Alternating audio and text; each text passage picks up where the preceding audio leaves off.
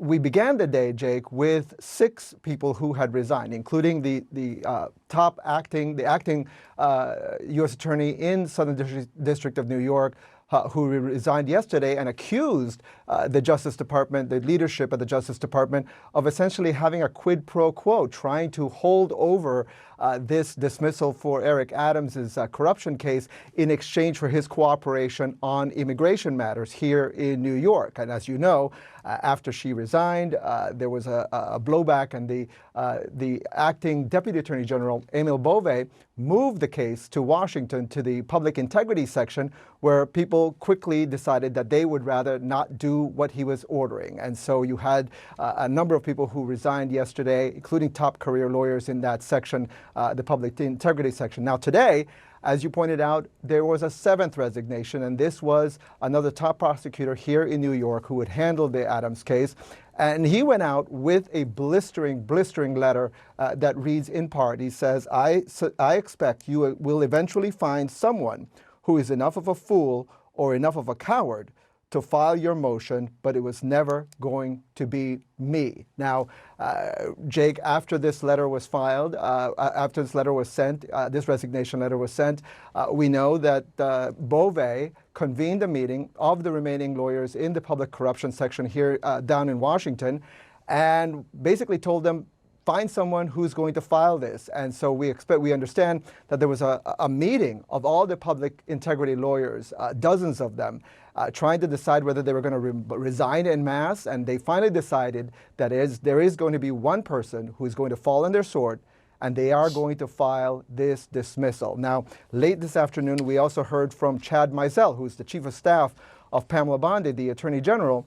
She's traveling in Munich and said she expects this to be done today. I'll read you just a part of what Mizell said in his statement. He said, the fact that those who indicted and prosecuted the case refused to follow a direct command is further proof of the disordered and ulterior motives of the prosecutors. Such individuals have no place at DOJ. And by the way, he also said, Jake, that this was a politically motivated witch hunt. So of course, you know, that's the kind of words that we've heard a lot from Donald Trump when he was a candidate, and of course, still as president. Jake? Yeah, I mean, just 2 notes on that. One is Adams is a Democrat, and, right. and 2, I don't know all 7 of these prosecutors, but the 2 you mentioned, Danielle Sassoon, she was a former clerk for Justice Scalia, right. And the one, Hagan Scotton, that resigned today, he was a former clerk for Justices Roberts and Judge Kavanaugh when he was a judge. So these are conservative Republicans that are resigning out of the sense of ethics. Jeff Zeleny, what is the Trump White House saying about this all? And Jake, given that background there is very important for what we're about to hear and what we heard from President Trump in the Oval Office. He said he had nothing to do with a decision to remove the charges here. Of course, the allegations are that the White House wanted a sympathetic figure in Eric Adams to help enforce immigration law. That was the underlying cause of all this. But the president falsely said that these DOJ officials were all political appointees who preceded him from the Biden administration. Take a listen. They had a problem. And these are mostly people from the previous administration, you understand. So they weren't going to be there anyway. They were going to all be gone or dismissed. If not, they know on Tuesday they're all being dismissed. You know, the whole country is being, because what you do is you come in and you put new people in. So when you say resign, they're going to be gone anyway. But I know nothing about the individual case. So for the second day in a row in the Oval Office saying he knows nothing about it. However, he knew enough about to say that they were political appointees, which is simply incorrect, as you were pointing out. The acting U.S. attorney for the Southern District of New York was appointed by the Trump administration right after he took office. She has major conservative bona fides and records, as do others, and there were career prosecutors as well. So the president has now flown down to Mar-a-Lago, where he spent most weekends. We will see if he says anything more about it today, but there's no doubt the underlying issue to all of this is looking for a friendly immigration hand in New York. All right, Jeff Zeleny and Evan Pettis, thanks so much. Let's discuss with the panel. Elie Honig, let me start with you. You say there's more than meets the eye when it comes to actually getting this case dismissed. Take a listen to what the Attorney General, Pam Bondi, had to say when asked about the status of this case earlier this afternoon. At this point, though, the case has not been dropped, actually, because of this pushback. What happens in that? Yeah, Martha, I'm on a different time zone, but it's my understanding it is being dismissed today. Do you think that's going to happen today? It's going to be dismissed? No, Jake, I'm quite certain that AG Bondi is actually wrong about that. She's jumping the gun here. There are two things that have to happen before this case can actually be dismissed. First of all, someone at the Justice Department has to sign a motion to the court saying, we, the Justice Department, hereby move to dismiss this case. Now, Evan Perez just reported that that will happen. But what the Attorney General is overlooking is the second requirement. Under the Federal Rules of Criminal Procedure, the judge then has to sign off on it. Now, 99.9% of the time, judges do sign off on that. However, as Danielle Sassoon argues in her letter, she doesn't believe, and I agree, she does not believe that a judge will accept this dismissal. So there's a whole separate process that has to happen here. It would not surprise me at all if the judge rejects this dismissal, and then we're going to be in a real showdown. So not as easy as just saying, I snap my fingers as the Attorney General case dismissed. Right. You can't just say we're dismissing this case because we want him to cooperate. We think he'll cooperate with us on this other priority. Right. Without commenting on the corruption allegations. Karen, this morning, Mayor Adams and Trump's border czar, Tom Homan, I mean, this is just the weirdest story. They went on Fox together to discuss their meeting on immigration enforcement with this huge background about all of this questionable behavior. On Fox and in a statement moments ago, Adams said this was not a quid pro quo. He denied being offered anything by the Justice Department or offering them anything. And then Homan said this about their alliance. Take a listen. If he doesn't come through, I'll be back in New York City, and we won't be sitting on the couch. I'll be in his office, up his butt, saying, where the hell is the agreement we came to?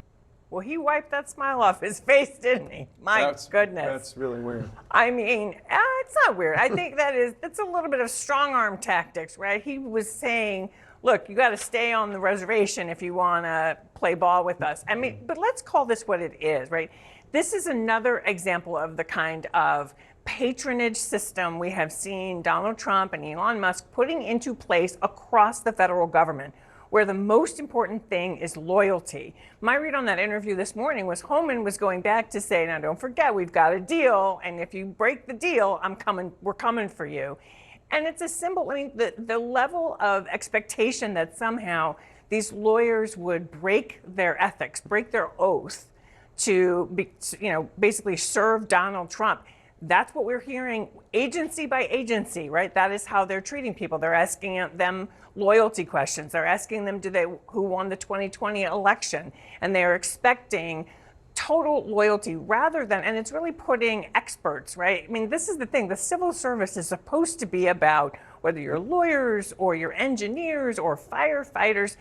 These people are, many of them, experts in their field, but Trump is saying, no, I want loyalists. So I want to read a portion from the letter from the seventh person who resigned over the Justice Department request, the Assistant U.S. Attorney for the Southern District of New York. He wrote to Emile Beauvais, quote, some will view the mistake you are committing here in the light of their generally negative views of the new administration. I do not share those views.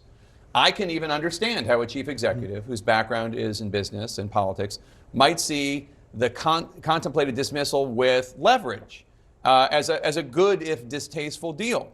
But any assistant U.S. attorney would know that our laws and traditions do not allow using the prosecutorial power to influence other citizens, much less elected officials, in this way. This is Mr. Scotton, a U.S. veteran. He clerked for conservative Supreme Court justices. It's just, don't you find this odd?